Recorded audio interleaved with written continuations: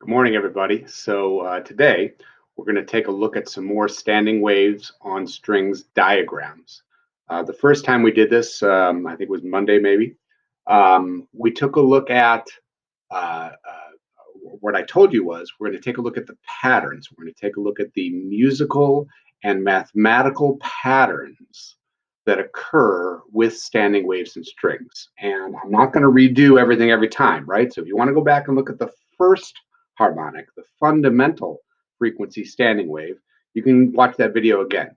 But I am going to kind of keep a running track over here in this category of my little whiteboard of what we did. We found out that the first harmonic, which we call F1, because remember, it is the lowest frequency standing wave that can be formed on a string of a given length. Only certain frequencies will form standing waves. We talked about that last week. The whole pattern of the wave pulses and the interference and the reflections and all that only works out just right to get a standing wave at very particular frequencies. The lowest frequency we call the fundamental, or F1. And at that frequency, the pattern forms a standing wave where there's half a wave on our string that is L long. Half a wave, so that the wavelength is 2L. If half a wave is L, then a full wave is 2L. And that was the pattern that we saw for the first harmonic standing wave. Now today, we're going to take a look at the next higher frequency. The next higher frequency that forms a standing wave. So if you're wiggling a string up and down, at one frequency up and down, you're going to get a standing wave, the lowest frequency, F1. Everything else is going to be higher frequency, okay? The next higher frequency that gives you a standing wave, we're going to call, as you might imagine, the second harmonic. All right, I'm going to go ahead and label that over here. The second harmonic, we're going to call it F2. All right, first harmonic is F1, second harmonic is F2. So it kind of makes sense. You can label it that way.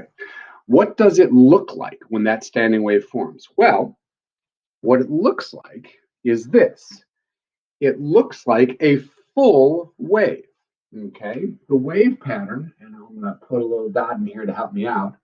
The wave pattern looks something like that, all right? Where it's up on one side and down on the other. Now, it's not always like that, right?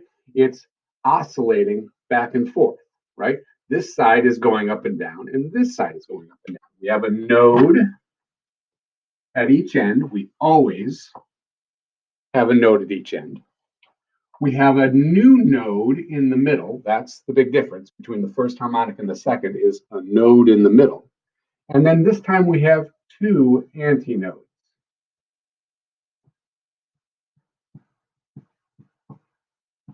Okay. So the first harmonic had just a single antinode in the middle and nodes at each end. One antinode and two nodes. That was the first harmonic. The second harmonic has two antinodes and three nodes. I'm going to say that again. The first harmonic had one antinode and two nodes. The second harmonic has two antinodes and three nodes. Now, if you think there's a pattern, you're right? That's the whole point of our doing this. I'm telling you, we're looking at musical and mathematical patterns between the harmonics, the standing waves, the where they're formed, the what they look like, and the mathematics that helps to describe them. All right, so we get an extra node and an extra antinode every time we go up one harmonic. So the second, F2, has two antinodes and three nodes. Now, how much of a wave is that? Well, if you look at that, that's a full wave. A full wave starts, goes up, comes back, goes down, comes back, and then repeats itself again and again and again. That's a full wave. This is one full wave, or I'm going to write two half waves. Mr. Morgan, why would you write two half waves? Well, again, it's about pattern. And I'm trying to get you to see the pattern and understand the pattern. F1, the first harmonic, was one half wave. F2, the second harmonic, is two half waves. Starting to see it? You will. Now, since that's a full wave, since that is one full wave on our string that is L long, what is the wavelength of that wave?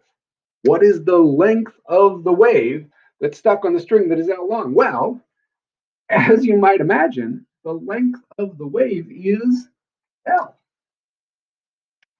The wavelength of the second harmonic is L. Or you could write 2L over 2. Morgan, that seems to be a silly thing to do. 2L over 2. The 2's would just cancel and you get L. Yeah, I know. You know, I know. We all know. But patterns. This is 2L over 1, the first harmonic. The second harmonic is 2L over 2. All right? We're starting to see the patterns here. Now, one last thing I'm going to tell you right now. Look at the wavelengths. This wavelength is 2L over 1, the first harmonic. The second harmonic's wavelength is 2L over 2. The wavelength is half as much. I want you to remember something. Velocity equals frequency times wavelength. That's our wave equation. What do you notice about the mathematical relationship between frequency and wavelength in the wave equation? If the speed of the wave is constant, which it is, because remember, the speed of a wave depends only on the medium. This is a string. We're not changing the string. The medium itself is not changing. If the speed is constant, when the frequency goes up, the wavelength goes down, or vice versa. When the wavelength goes down, the frequency goes up. And the point of that is they are inversely related. So not only is the second harmonic frequency higher than the first, it is, but it's a specific amount higher. How much higher? Well, if the wavelength is exactly half as much, if the wavelength is cut in half, the frequency must be what? Yeah, that's right. I'm sorry if that felt a little bit like Dora the Explorer. Yeah, 2 times the fundamental frequency. F2 has to equal 2 F1. It has to, because the wave, it's twice as much the wave, so it's half the wavelength. And if it's half the wavelength, it's twice the frequency, because frequency and wavelength are inversely proportional. So that's the mathematical relationship between the first harmonic and the second harmonic. There's twice as much of the wave there, 2 half waves instead of 1 half wave. So the wavelength is half as much, 2L over 2, or L, instead of 2L. So the frequency is twice as much, 2F1. Now that's the mathematical relationship. I also told you there's going to be a musical relationship. Any musicians out there know what the musical relationship is between a musical note, say F1, and another musical note that has exactly twice the frequency? Does anybody know what that musical relationship is? When you double the frequency of a musical note, for instance, if you have F1 equals 440 hertz, concert A, so F2 equals 880 hertz. You know what musically the difference is between those two notes? 1 octave above F1. Exactly a musical octave. Yeah, like in The Sound of Music. Do, re, mi, fa, sol, la, ti, do. Do and do. Do and do. Okay?